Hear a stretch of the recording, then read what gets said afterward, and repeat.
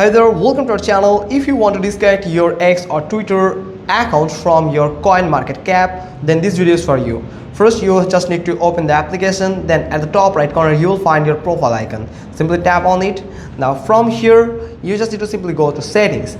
Now in the account section, you will find profile settings, where you will find the social accounts that you can link with your CoinMarketCap account. So you can just tap on your X or Twitter account that you have just connected with this account. So here you'll find a disconnect button.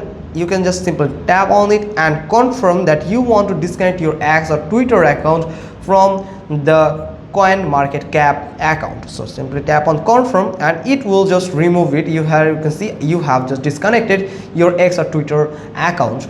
So that's how you can just disconnect or remove your X or Twitter account from your CoinMarketCap account. Easy. That's all. It's pretty simple. Hope you got so in this video. You have to just follow these steps. And thanks for watching. Till next time.